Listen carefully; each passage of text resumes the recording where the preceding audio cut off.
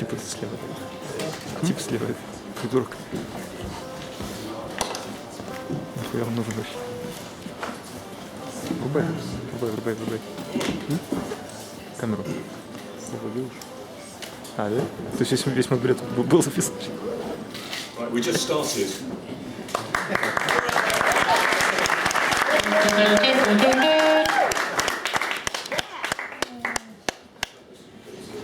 He's shoving things in my face. What should I do?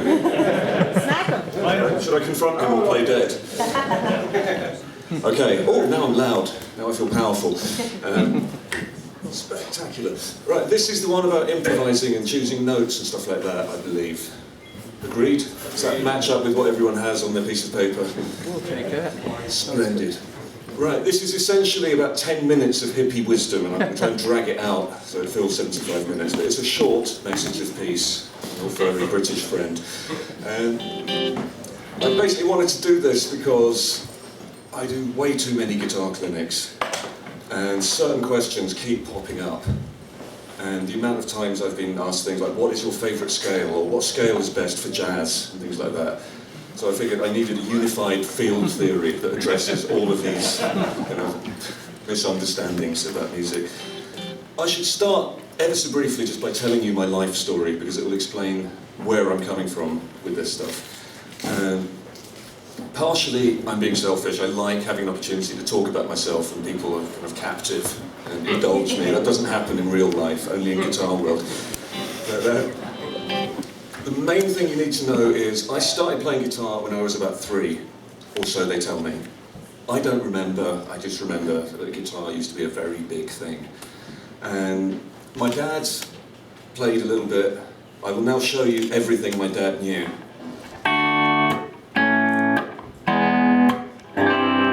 Grateful for that one. He showed me good C rather than rubbish folk C. He showed me the good one with the fifth in the bass. And then he showed me some minor ones. He said, if you do this, it makes the chord sound sadder. And of course, graduating up to the saddest of all. And then he had one more ace up his sleeve, which was this. And every few months, as I grew a little bigger and feasted on many calories and nutrients, I found my hands grew a little bit and I could graduate to a new lowest fret. And now I'm enormous and I can do it all the way down here. So I've conquered the guitar, clearly. But after that, I said, okay, what else have you got, Dad? And he said, that's it. That's all I know. After that, I had you. So this was a long, long time ago. This was before the internal combustion engine. Before the Industrial Revolution, definitely before the internet. So we were a poor family. We had no money for guitar lessons. I didn't really know that guitar magazines existed. And I think back then there was a far smaller percentage of any given guitar magazine that would be transcriptions of things. In other words, the world in which I grew up trying to work out the language of guitar was very different to the world we have now, where everything is freely available. There are a million free, inaccurate transcriptions online for pretty much anything you might want to learn. But given that I was young and excited by music and naturally curious and didn't have any other way of working stuff out, and I'd exhausted my dad's vast repertoire of chords, I was on my own after that. Anything I wanted to learn, I had to learn it the old-fashioned way, just by listening to it and then trying to invent some fingering pattern or some spurious-looking chord shape that I hoped might sound a bit like chord number 4 from Abbey Road or whatever. And I'm really grateful I learned that way, because you do reinvent the wheel. You do sometimes spend 6 months discovering something like alternate picking, which actually is obvious if someone shows you. But if you learn that way, you really feel that you've kind of earned every piece of knowledge. And because of the way you learn it, you never forget it. It kind of becomes part of you, which is nice. And also, it makes your ear work. And I honestly think the most useful thing you can have as a musician is an ear that recognises all the stuff that's going on around you. So I was kind of learning everything I could find from an early age. And initially it was all this kind of stuff.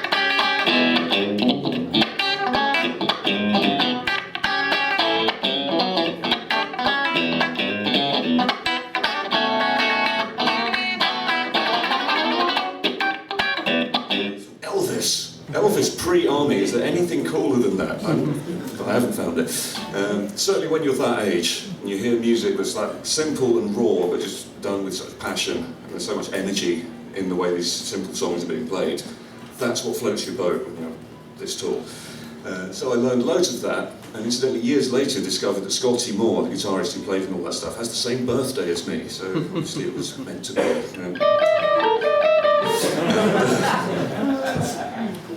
Then I started working out Beatles stuff, and particularly the later Beatles stuff.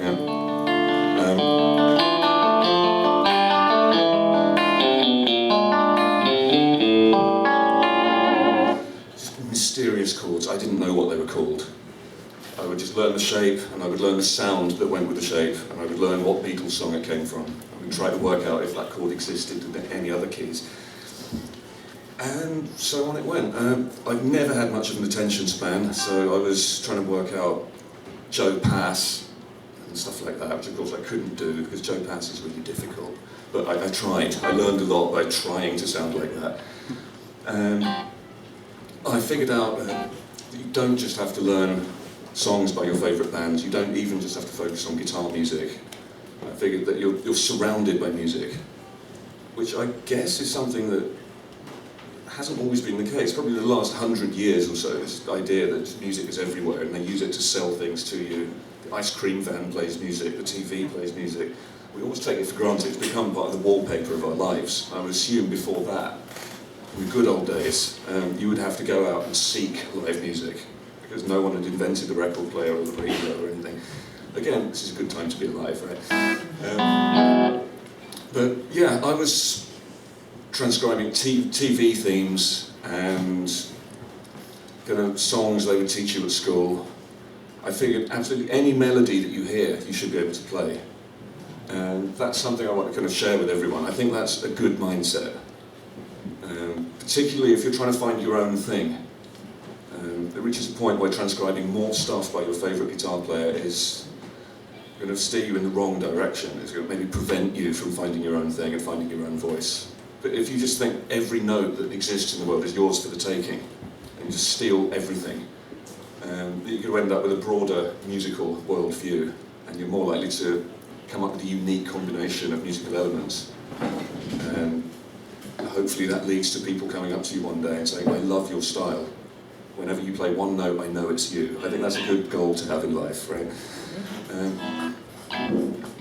So I was doing all of that stuff, and years later I would go to the library, which is what we did before the internet. We had big buildings full of paper scrolls, and we would seek wisdom therein. And I would read about music theory, and I would find out the complicated names for the sounds that I'd be making. And again, it's a clumsy, circuitous path to musical wisdom, but I'm kind of glad I did it that way, because again, there's something good about it. The reason I say this is because I don't know why this is. I seem to attract the kind of guitar player who's very disciplined, who will lock himself in a dark room and listen to this for hours and hours. And people who can play more notes per second than I will ever be able to play, people who know every scale in every key in every position. And a lot of them seem unfulfilled. It's like, well, I did everything the training manual told me to do. You know, I've drilled these exercises to the point where I can do them at impossible speeds. I can do them so fast you can't hear the notes anymore. Why can't I express myself then? Why am I still unhappy? I did everything I was supposed to do. I think that the danger with that is where you place too much trust in music theory just for its own sake. There's nothing wrong with learning scales.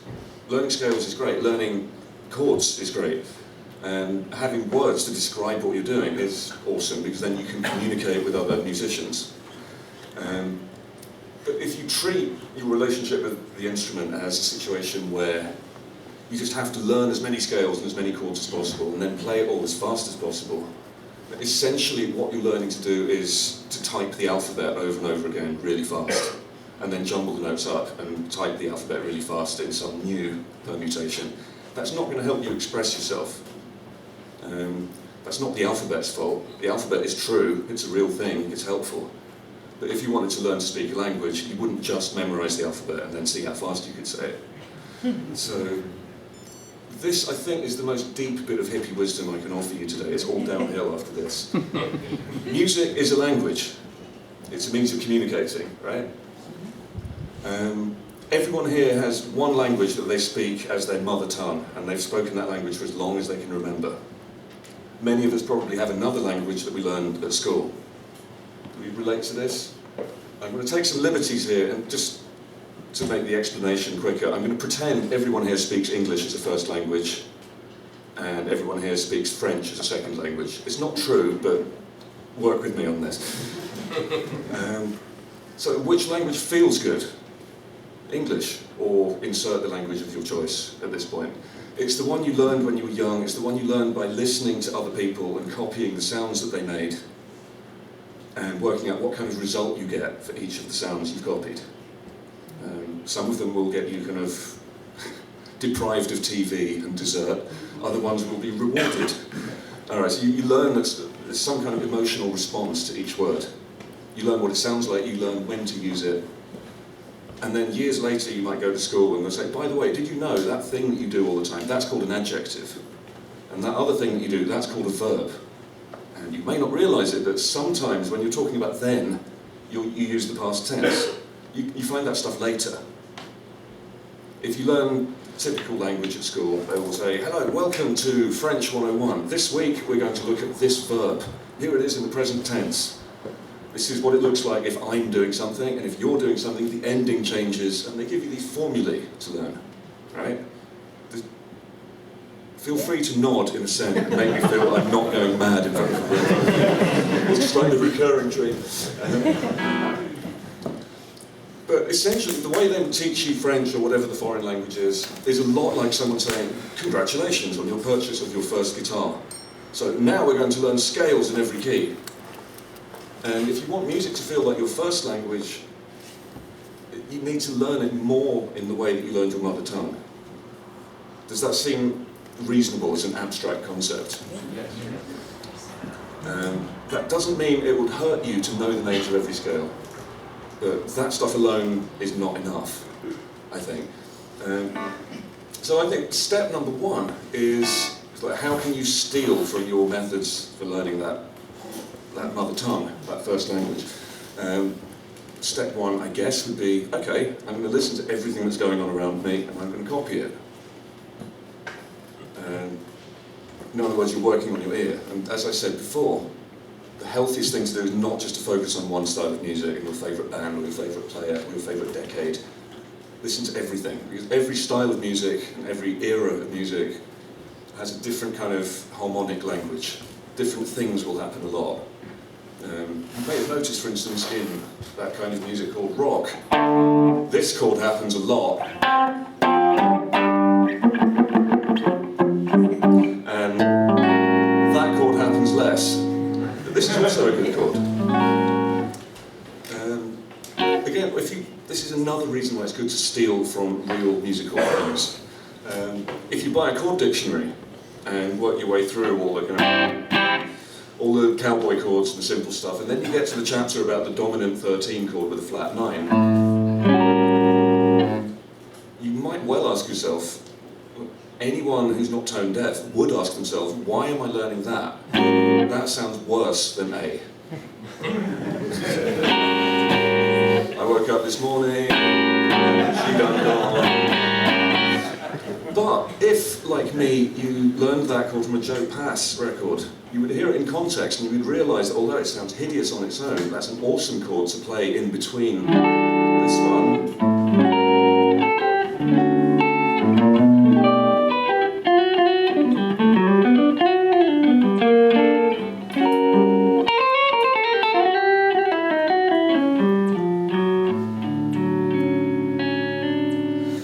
And so, okay, now that chord works. Now I know what it's for. That's motivated me to learn it and to remember where it goes.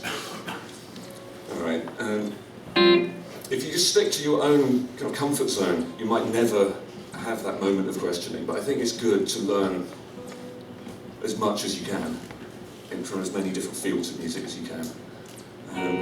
The Beatles didn't end up becoming the Beatles by just listening to Chuck Berry and nothing else. Right? They were listening to Beethoven, they were listening to Irish folk music, they were stealing everything around them, and what do you know, something unique came out. This is to be encouraged, I think. So, I think it's a good thing to do, to challenge yourself and say, well, I assume I don't like opera, but I'll give it a go. And rather than just teaching myself to like it, I'll try and work out some of the melodies. I'll try and work out a guitar way of playing the chord progression that's going on here. You know, dabble in anything that's unfamiliar. And eventually, the theory is you become immune. Nothing can harm you anymore. Whatever you hear, you recognise something like that from your musical training. So yeah, that's step number one. It always amazes me. In a room full of people like this, there will be some of you here who will relate to this. Everyone in the room, I hope, recognises this.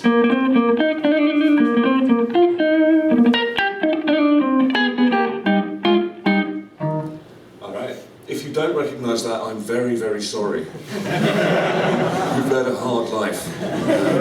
I said an insensitive thing. But no, we all know what that song is. We own it. It's in our DNA. We can never forget what that sounds like. And yet there are people in this room who can't play it. I'm almost certain of it. Why is that? It's not a hip guitar tune. It's just a bunch of notes. Never tried to learn it. Yeah.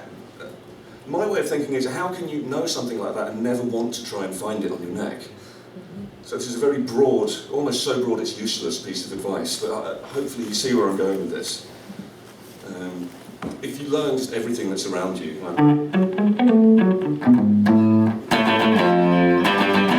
know, let me think.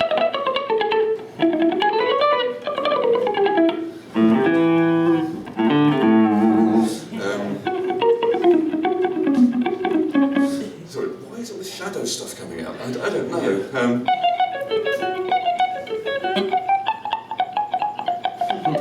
I remember hearing this for the first time. I didn't need that. So just adopt that mindset and you will accumulate all sorts of stuff. Some of it's just funny, some of it will serve you well one day. Do you believe my preaching? Excellent. Okay. Now I think that the massive incentive here is once you've trained your ear to be able to play anything you hear around you, this brings with it a number of useful skills. It means if you're playing an improvisational kind of music, it might be blues, it might be jazz, it might be some weird, new, exciting thing I don't know about yet. The thing with that music is you have to respond in real time to the other musicians in the band who will doubtless surprise you because they're improvising as well. You can't predict everything that's going to happen in that situation. So the better your ear is, the more likely it is that you can recognise the surprise that they've just thrown at you and will have a decent way of responding to it and kind of joining in with the weirdness, the unexpectedness. This is good. Also means if you want to write your own music, hopefully some of that starts as a melody that's been going around in your head and it won't leave your head alone. And if you've got a melody and you're still kind of singing it in the shower after a few days, it's probably good. If it's infected your brain and it won't go away and you remember how it goes, that means other people will probably like it. How quickly can you capture that idea on your guitar? How quickly can you commit it to tape or play your idea to another band member? Hopefully you can get it into the neck before your enthusiasm cools. All right, again, your ear is your friend. And if you're improvising a solo, all you're really doing is composing really fast.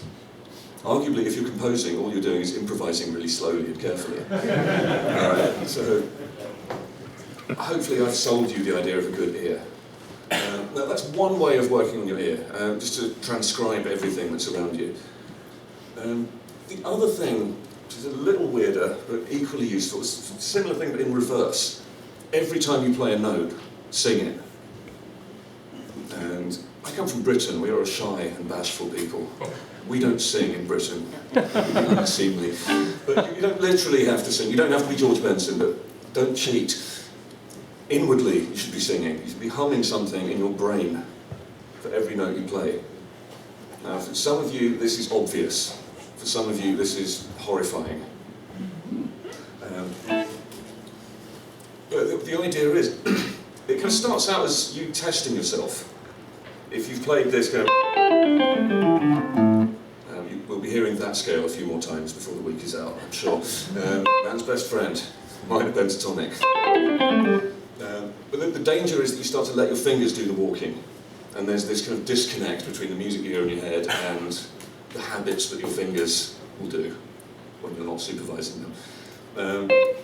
So you want it to feel like every note that comes out of your amp is coming out of the amp because you willed that note to happen. You told that sound to appear. It's nice to feel like you're in charge of the instrument, you know. So next time you play that scale, play this note and then try and guess what the next note is going to sound like, and then play it and see if you were right. And it's clumsy at first, but after a while you start to realise that you are kind of, internally you're singing or humming or crooning the notes that are coming out of your amp. And that's a good thing. Instantly guitar playing is going to feel a bit more like speaking your first language, because you've removed some of the steps of the process. When I try to speak French now, and I started learning French about 30 years ago, but still, if I want to say something in French, it starts its life as an English sentence, and then I put it through the machine and do various things to it, and out comes French, magically, about 20 seconds later. Right, so it doesn't feel like a direct form of expression. And if I really want to get good at French, I should go and live there and be forced to speak French, and it will start to feel more natural. So sorry to labour the language point, but this is all I know how to do. I'm a self-taught idiot, so I can talk about this stuff and believe in it. So your goal, I think, is to become George Benson, whatever your style of music. We've all heard that thing where George is playing this mind-melting, impossible bebop solo, and he's just standing there smiling and singing every note. So when I used to work in guitar schools, it would give me great pleasure at the start of every year, and all the metal kids would turn up and say, "This is interesting, I want you to hear this," and I would play some George Benson. And one of those kids memorably had the best question ever, which was this: is he playing what he's singing, or is he singing what he's playing? And I thought, a question that good deserves a good answer. So I thought for a while, and then it came to me. The answer is yes.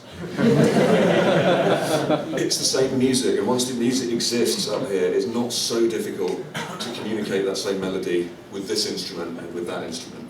It's not twice as difficult as just singing it or just playing it. I hope you believe me. That doesn't mean I can do the George Benson thing, because as we all know, nobody can do that except George. But it's a good goal in life, I think.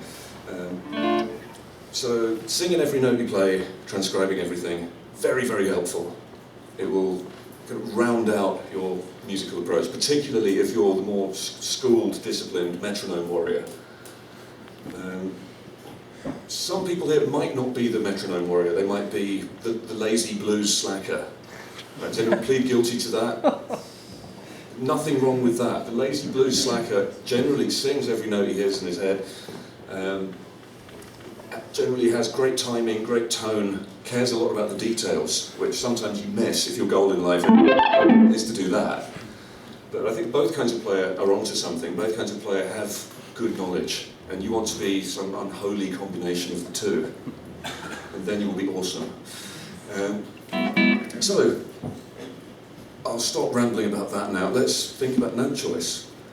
And I think our biggest problem, I can only speak for my gender here, but I think this is mostly a male thing. If you teach any male person a scale, they will instinctively say, right, now that I know it, I need to make it faster so I can scare the other guys.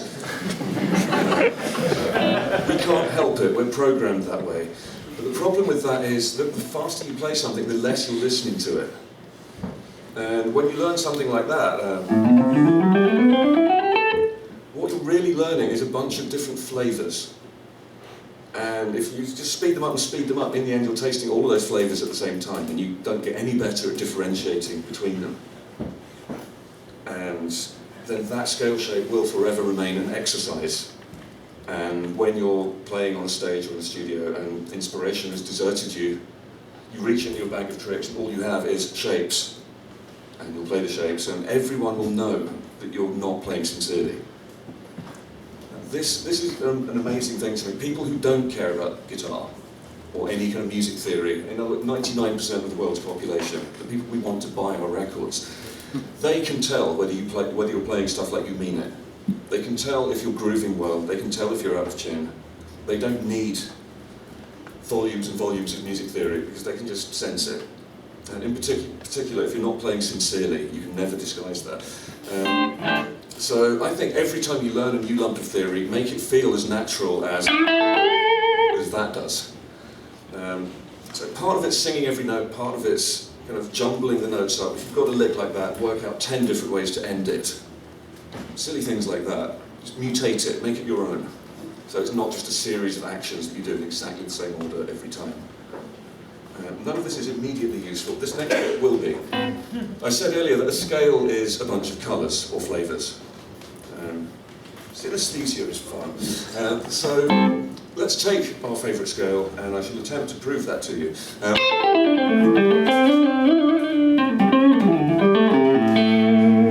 Pentatonic scale. Because of the way we learn it, we generally learn a bunch of famous licks. I figured this out years ago when I was doing my kid learning stuff by ear routine. And I was listening to Hendrix and Albert King and B.B. King and Clapton, angry Gibson and Marshall Clapton, floating like that.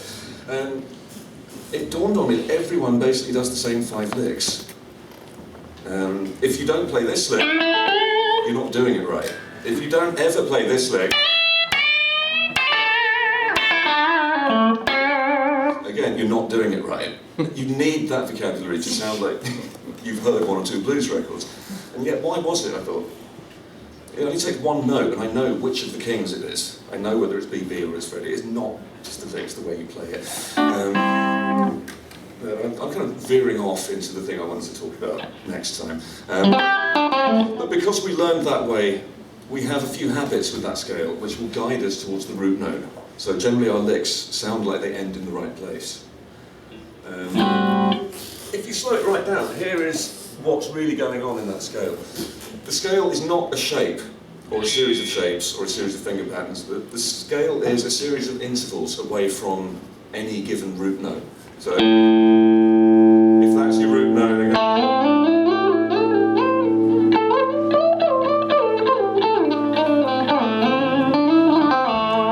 then it lives everywhere. It's all over the neck. A minor pentatonic, the fretboard is crawling with the stuff. And these shapes are just convenient hand-sized chunks of that scale. They're just a guideline to get you started.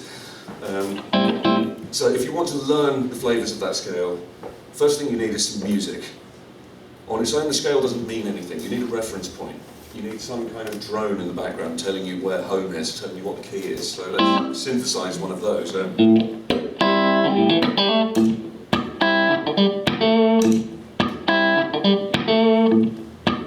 Just about in time.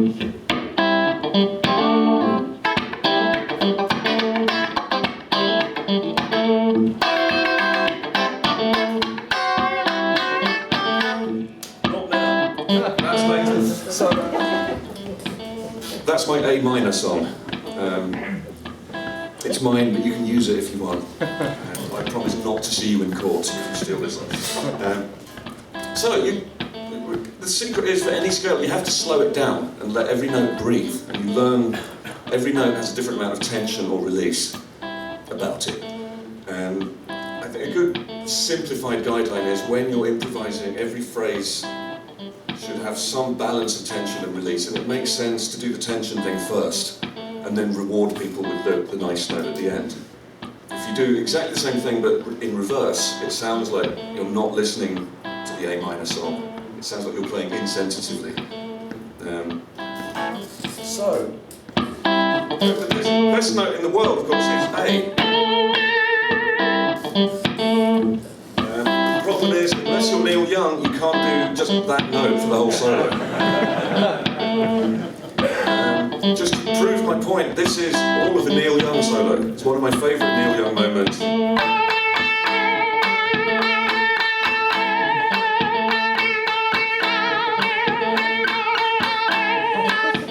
Know the song?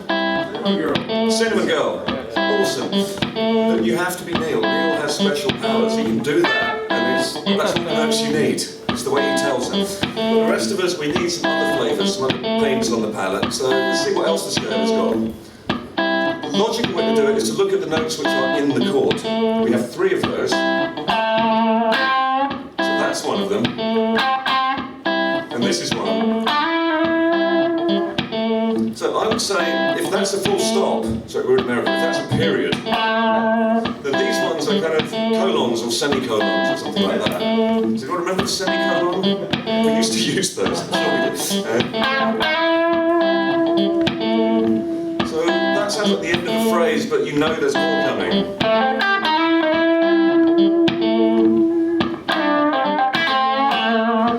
Now that's final. So I'm glad you added that. Now I've heard the punchline of the joke. Right? Every note has some quality like that. If you want to make sometimes you can make the chord more interesting by adding one of the expensive notes. It's like, you're just A minor, but I've decided that today it will be A minor 7.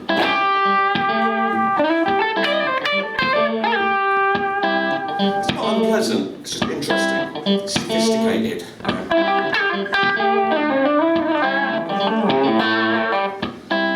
Then there's a horrible note.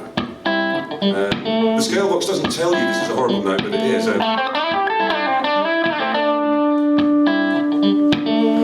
Maybe if I play it again, it will sound nicer. Are we learning to love this note yet? No. We're waiting for that. But it's good to know that there are kind of unsettling notes, notes that will make the audience feel a little bit uncomfortable, because that's how you make sure people keep paying attention.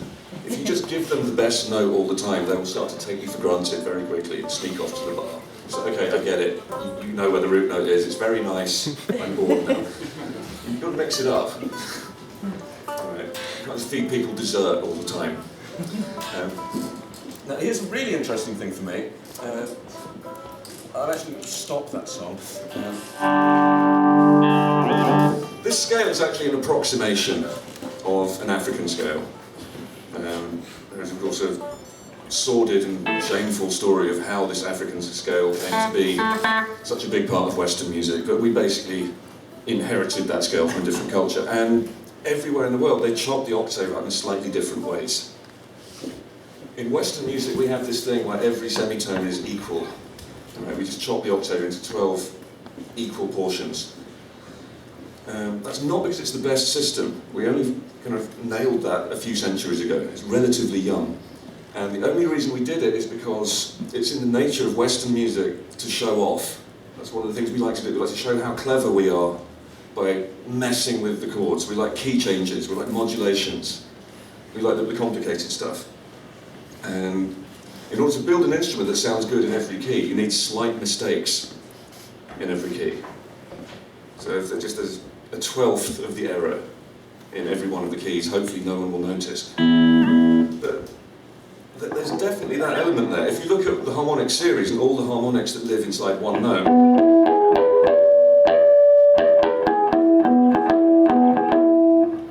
you can kind of hear.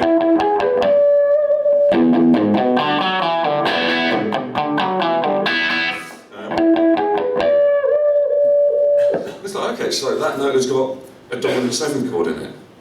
Seems reasonable.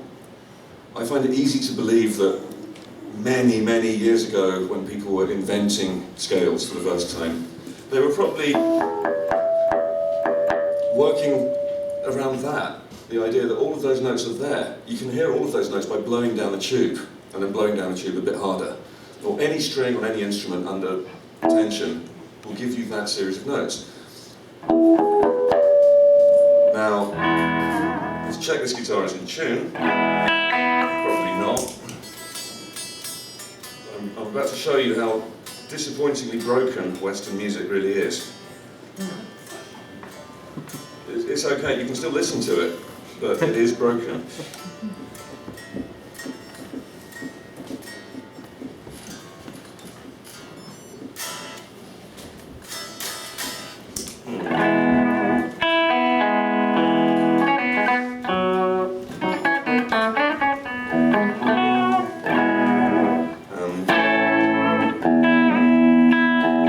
I think my strings are too old.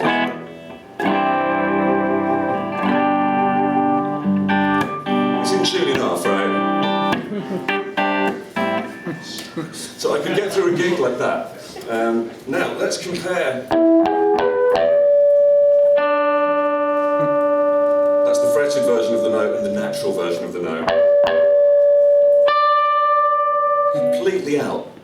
So we've learned to tolerate that kind of thing all the time. I only mention this because it helps to make more sense of the fact that music from another part of the world might divide the octave differently. I can vouch, for instance, for the following. In Turkey, they have special notes. They have that one. It's between the minor and the major second.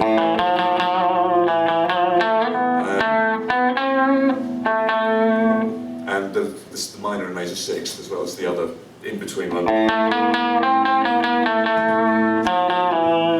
And I'm actually starting to like those notes. They're starting to sound normal to me. When I go to Istanbul now, I'll walk around with my iPhone and record what's coming out of the mosques, and record what the fretless guys are doing on the street corners. So now I think the notes sound good, I just have to remember not to play them in Mustang Sally. But there's one you can play in Mustang Sally, at least one, and it works. And it's the third.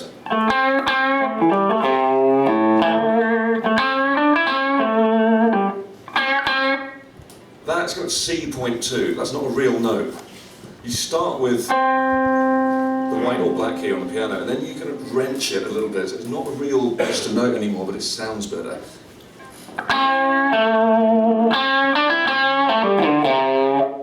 Hopefully you agree that sounds like I mean it, and I have, to some extent, the blues. Whereas if I do it to every note,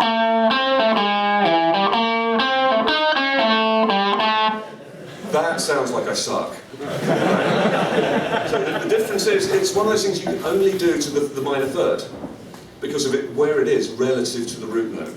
Whatever the kind of drone is, whatever the key of the music is at any given time, the note you play will have an effect determined by how far away from that drone it lives. So if you go up kind of 3 frets, you can go up a little bit more, and it works.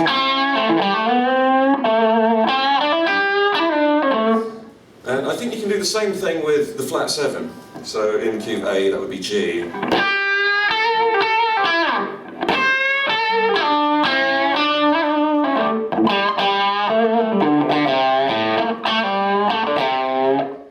And that just sounds more real. Now I don't have the blues anymore. Now it doesn't sound like there's any commitment. So I can play a lick like, or I can make it good. I want to sound like that, even though that note isn't on a piano keyboard. It's not on the stave, but it just works. Now that's a unique thing, I think, about the blues scale. That's part of what you have to learn. And it's something that varies for each part of the scale. A really weird thing would be the 5th. I'm guessing everyone's conversant with terms like minor third and 5th. We've had the theory drill already, right? The 5th originally was a little flatter than the one we play. So this is great if you're a harmonica player, because when they bend notes, they're kind of the anti-guitar players. They can only bend flat. So,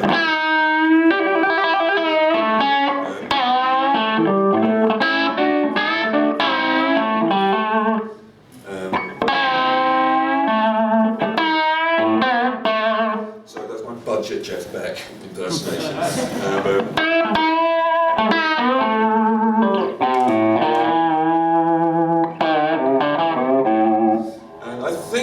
We did in our theory books, we say, well, we need a new scale that will explain this weird sound. If we can't bend the note flat, let's pretend the whammy bar doesn't exist. One way to do it is to combine the 5th with a note a fret below and kind of pair them up. So if you stand back and squint at all the notes, you get the impression of that in-between 5th, which I think is why that sounds good. Even though, let's have another A minor song.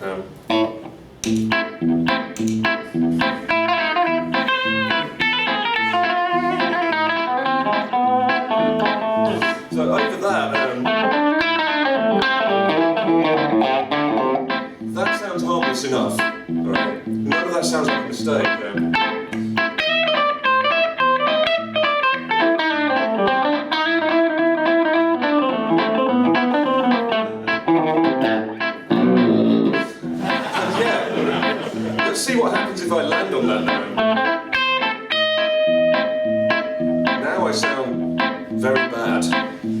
become a guitarist worth firing from any band. And try as I might, I can't make that note sound good. Because that's not what it's for. It's there just to decorate, normally the fifth, or occasionally you can use it to approach the fourth. If you use it on its own, it will stick out like a sore thumb and offend people. This is good to know. Maybe you like playing music that offends people. There is a market for that. Some people do this. Or if you want to be nice to people and soothe their ears, you would learn only to use that note kind of in passing. And the interesting thing about that, that's one of the worst, most illegal notes you can play over A minor. And we've just heard that it works, and I think most of the people in this room can do that without thinking about it. Now the cool thing is, if you can do that, then you should be able to play jazz and use the whole chromatic scale, because it's very rare that you'll find a note that's more offensive than the flat fifth. So we get it. So what can we learn from this flat fifth that we feel so comfortable with, that we can apply to all the other notes? It's just where you put it. It's the tension and release thing. So we started out with notes that are in the chord being the release. And in the gaps in between awesome chord tones, we put the other notes of the scale. So you can take that one further and say, okay, maybe all the notes in the scale are release notes, all the notes in the scale sound nice, and to create tension and kind of tease people a bit before giving them the pretty note, you can give them a chromatic note. That one way you can communicate to people the idea that you know some notes are horrible and some notes are good is about where you put them. If you put a note on like beat 1 of the bar, people go, oh, that's obviously an extra deliberate note because he's put it in the most expensive slot. You know, it's the most expensive real estate within the whole bar. It's like bang on beat 1. You can't sound more purposeful than that. So if you make sure that note's good, then maybe a good time to put a chromatic note would be just before that. So it's almost like muttering the chromatic note or the wrong sounding note under your breath. It's like, I know this is a bit weird, but wait for it. Root note. And it's just there's something to do with the placement of the notes that enables you to make the good notes sound more deliberate. Let me demonstrate this. This is a kind of distant relative of that thing. If we listen to... and as a quick aside, isn't it hilarious when you see Guinness Book of World Record doing... Really? Were there notes in that? Yeah. Have you seen these clips? Yeah. Nothing resembling a note. What are you doing? Yeah. Anyway, sorry, rant over. But again, that same principle, you want to see how that works, slow it down. Yeah. So... lots of chromatic notes going on there. But I think when I hear that, I can almost imagine that in the background. Why? What is this witchcraft? How can you do that? How can you play a melody that's 50% wrong notes and still sound like you're in the right key? Well, let's test my theory. If you imagine there's a kind of grid of music, you've got on the beat, and then exactly the halfway point between the beats, and then here's the next beat. Maybe all the chromatic notes would be in the cracks, in the gaps between those. So instead of going, let's remove every other note. Shh, shh. And then you get, instead of, suddenly it sounds nice. So if we played all the same notes but in a different order, it would sound worse. So that's the kind of thing to think about. And in theory, you should be able to play a lick that uses all 12 notes.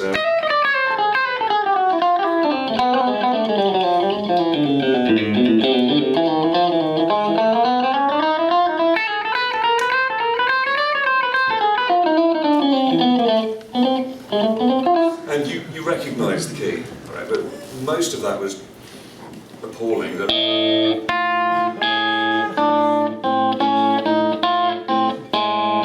If you think of a bad note, it was in that lick somewhere. So really, there are no good notes or bad notes. And the quality of a note that you play is determined by how you follow it up. And when I kind of pretend I know what I'm doing and try to play jazz, I think this is a very useful thing. It's like whenever you Whenever your fingers surprise you and create a note that you didn't really want to hear, don't dismiss it just yet. It's not a mistake yet. You can probably save it. Assume that note was meant to happen and then think, well, how can I resolve this? How can I kind of steer this lick back home in such a way that in retrospect that note sounds like it needed to be there. So generally a note isn't a mistake until you've given up all hope on it. When you cease to love the note, then you have problems.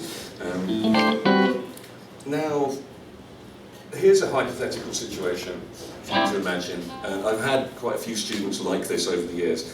They'll come to me for their first lesson and I'll say, right, I don't know you, you don't know me, let's have a jam. I need to know what kind of player you are. Just play whatever you want. And of course the shredder people generally just look terrified. Like, what should I play? Where's the tab? And no, just play whatever you want. So sometimes the technical monsters get terrified by that. The hypothetical player I'm telling you about now is Blues Dude. And he comes in and for a few years of his life maybe he's been playing the cool blues licks and he's become quite good at them. And when we start the jam,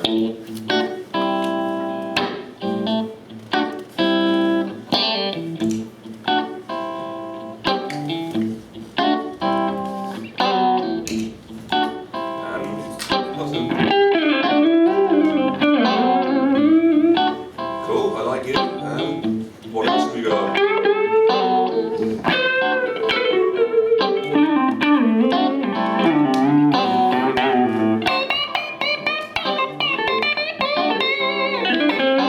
Okay, I kind of believe you have maybe this much blues. How can I help you? What do you want to learn? Show me scales, show me modes, show me the forbidden knowledge. And what is okay. Unlock the dusty chest, release the scrolls. Here, you will find the modes of the major scale. Use them wisely, my disciple. They'll take this away and learn it, and then the next week they'll come back. Thank you, you've just completely transformed my playing. So, this I need to hear.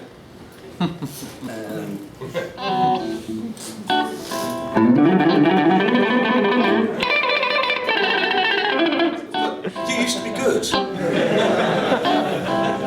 You're no longer good. And it's all my fault. It's a terrible feeling.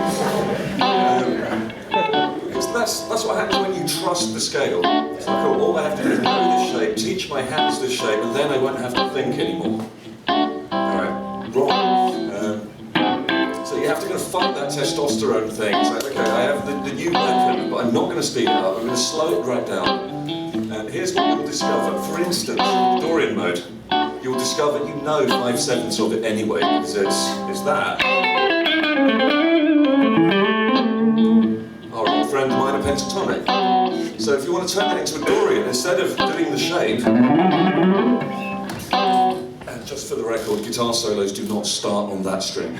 If you want to learn a new scale, it makes a lot of sense to start in the middle, because instantly you have twice as many options. This is kind of childish advice, but useful, I think. If you start there, you can go up or down.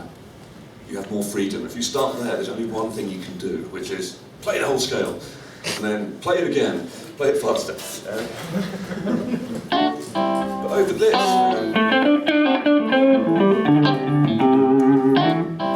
can turn that into a fully fledged Dorian mode just by adding this note.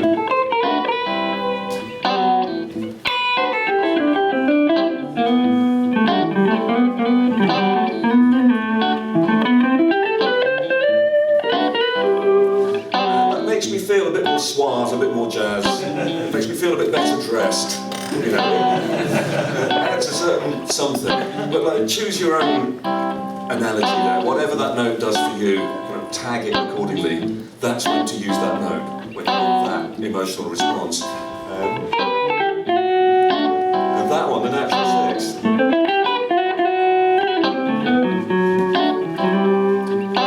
So now, instead of just switching from blues to Dorian, it's not an on-off switch anymore, it's a dimmer switch, it's a fader, it's a knob that goes up to 11. You can say, right, I can just play completely pentatonic.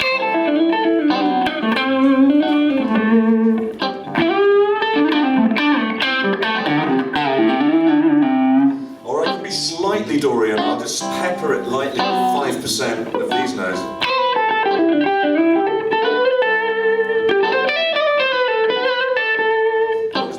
I think actually I quite like that note. That makes me feel like Carlos. So, turn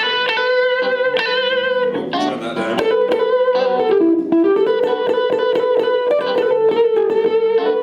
Nice.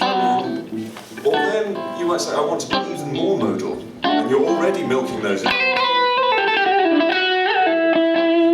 If you're already milking all the notes, you can still push it further by playing less of the obvious notes. It's like, what I'm going to do now is stop playing root notes and stop playing fifths. And it becomes more jagged and angular and fusion.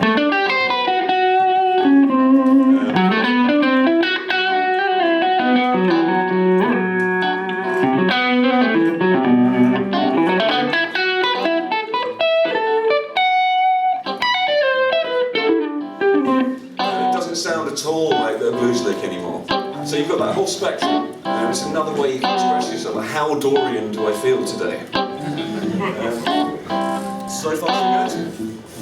Right, now here's another thing that some of the books don't tell you, and it's a thing that you, as a member of the record buying public, already know. It's good to trust your ears. If your ears tell you something sucks, there are two explanations. One is you just don't understand it, but the other explanation is it sucks. You're right. You're the consumer and you're not happy with that note. The problem with the scale diagram in the average book is every note is equal. It's like these are the correct notes. Wherever there's a dot, that's good. Now we just heard with the Dorian, I landed on the interesting notes and they sound quite nice. They make me sound sophisticated but not unpleasant. Hopefully I didn't hurt anyone with anything I just played. Let's look at another minor mode, the Phrygian. And here's the thing with the Phrygian.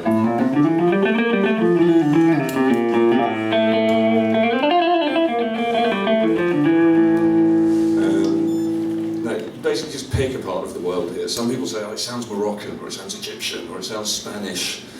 So where I come from, all people really mean is that's not an English scale. That's from somewhere else. It has this kind of exotic, dusky quality about it.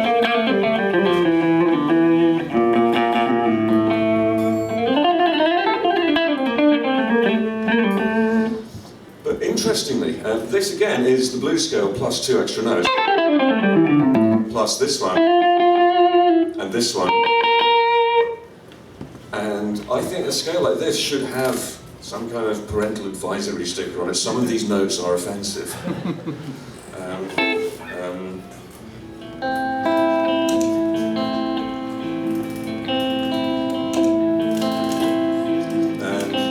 Shot of this is, it's great for your fast flurries.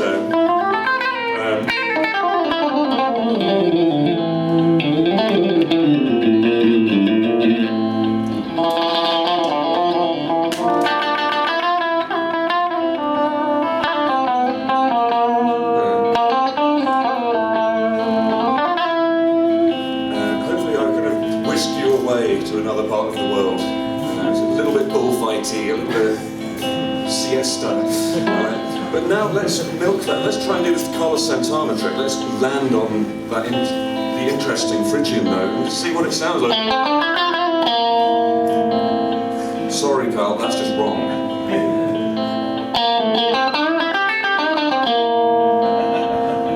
Right? Some of you will know why this is the case. The way music theory tries to explain that is to say there are bright modes and there are dark modes. And this is actually kind of disappointingly simple, the way it works. The more notes you flatten relative to the major scale, the darker the mode sounds. And the darker the mode sounds, the more careful you have to be with those exotic in-between notes. And the more you kind of have to make sure that when you're landing at the end of a phrase, you really need something that's in the chord. Because some of the exotic notes sound more pleasant than others.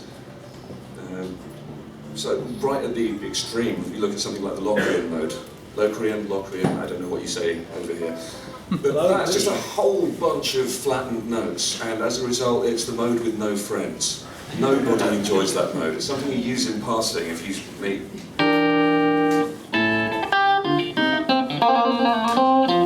Alright, but you don't find songs where, I woke up this morning.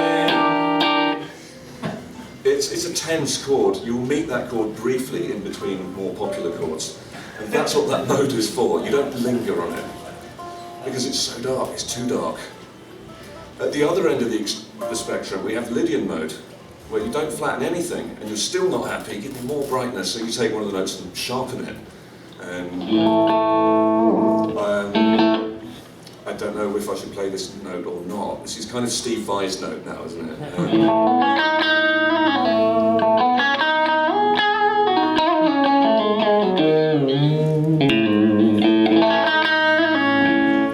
But weirdly enough, that's the same note that offended us when we were playing it as a flat fifth earlier. And it sounded wrong.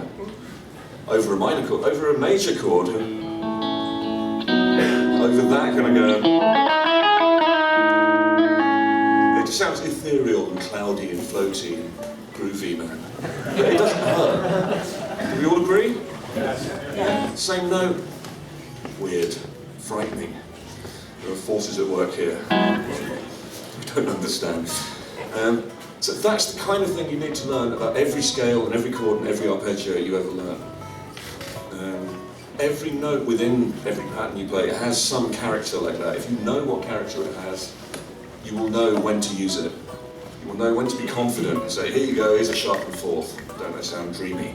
And when to say, I'm not going to land on the flat five, even though it's the same note, because then I will sound awful.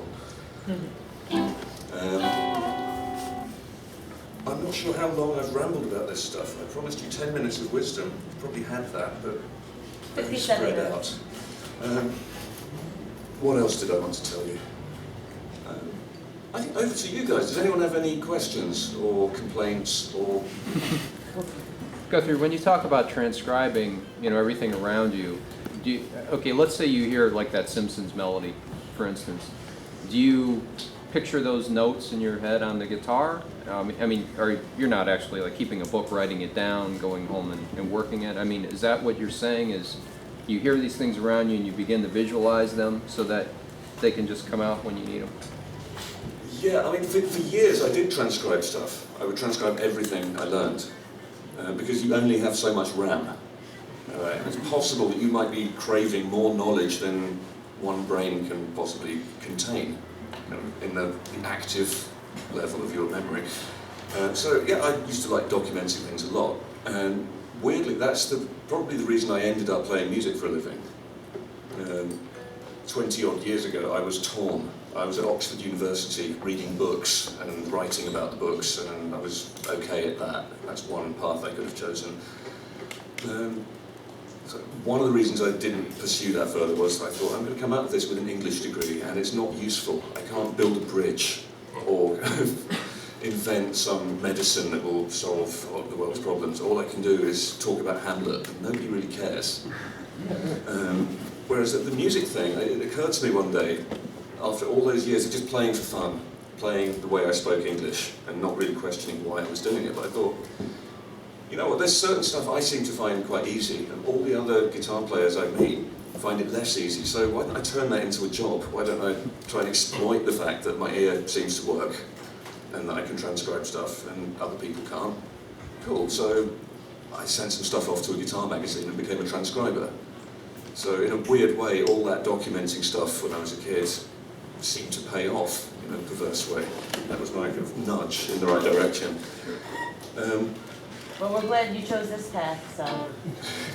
Yeah, I was fraught with horrors. But no, seriously, if this is one of those jobs you can't help doing, it's the best job in the world. If you can't imagine not doing it, that's the case. But is there anything else I need to tell you about the transcribing thing? It varies. There's some stuff that's so weird you just can't retain it because your brain isn't ready to hear it as a catchy melody yet. I would contend for most of us in this room, maybe the music of Frank Zappa has bits like that, where you can hear it as many times as you like and you still can't hum it back accurately because the notes have such a distinctive kind of weirdness about them. So for something like that, you'd want to write it down just to store it and say, okay, I'll kind of learn what this sounds like at my leisure, but for now, at least I know these are all the right notes. Writing stuff down is good. But with something like The Simpsons, I sincerely hope everyone in this room knows The Simpsons theme tune. If you don't, please leave. I don't want to see you again until you know the Simpsons theme tune. It's an important part of modern culture. But yeah, if you own it up there, you only have to kind of work out how to play it once, and hopefully that stays with you. And then you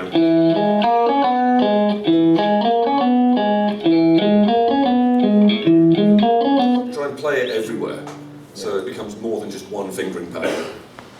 And that gives you the confidence to kind of navigate the whole neck. I got a question.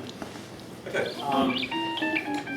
Can you give us an example of melodic minor over a blues? Like just, something like G7, 145, and then is there, I'm always like, that question is always put to me by my students, like, well, where can I put melodic minor?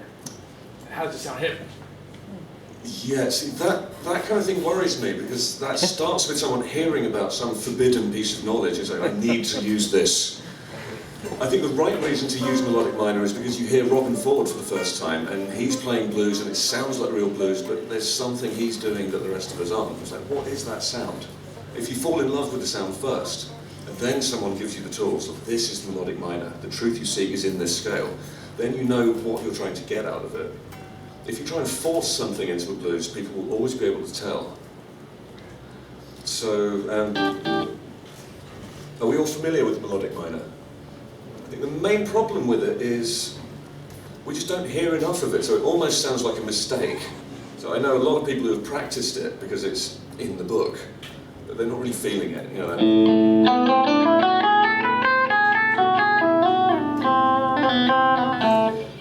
I don't know how well this will work over here, but many centuries ago we had a really fat king called Henry VIII, and he claimed to have written a song called Greensleeves. And if I get everyone in the room, do we know Greensleeves? It was a hit over here as well.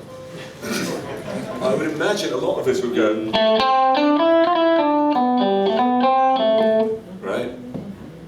So this is a weird thing. We've corrected it. I think what Henry VIII meant to write was a no. That's the real no. And we kind of brushed it under the carpet because it was worrying or inconvenient to us in some way. So poor melodic minor scale, much maligned, much misunderstood. You have to teach yourself to like it first, which might be as simple as just getting a drone note, and this is a good thing to do with any scale. Give yourself a context.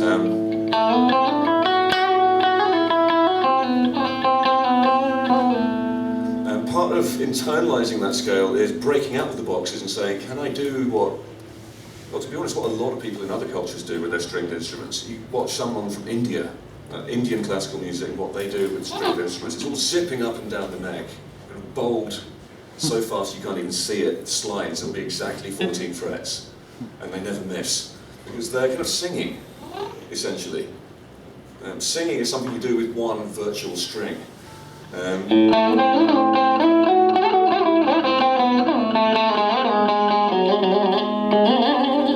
So all that stuff, you can't do that in a scale box. But the interesting thing about playing like that is your fingers can't give you any false sense of security. You have to hear the next note and then say, well, where is that? How much higher do I have to go?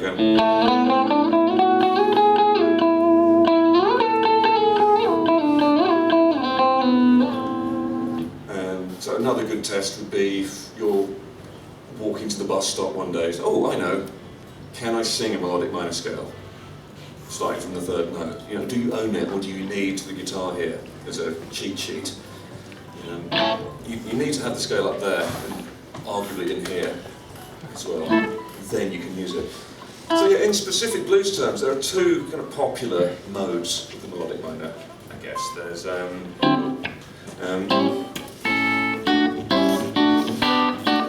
this one.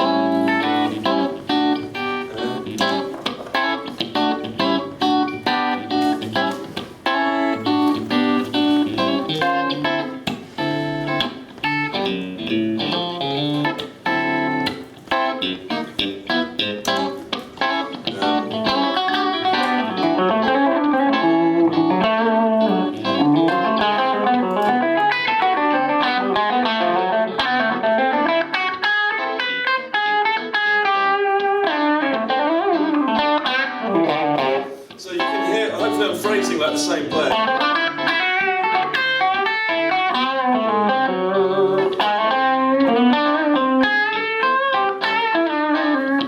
So it doesn't sound. This is what you don't want.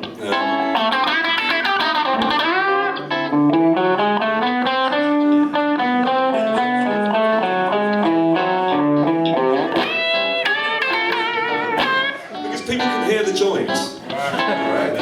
You don't have to be a guitar player to know there's something wrong with that. This is why we love Robin Ford. Even when he's playing the forbidden notes, he plays them like Albert King or Clapton or someone from that school. Then it's the delivery that makes it work.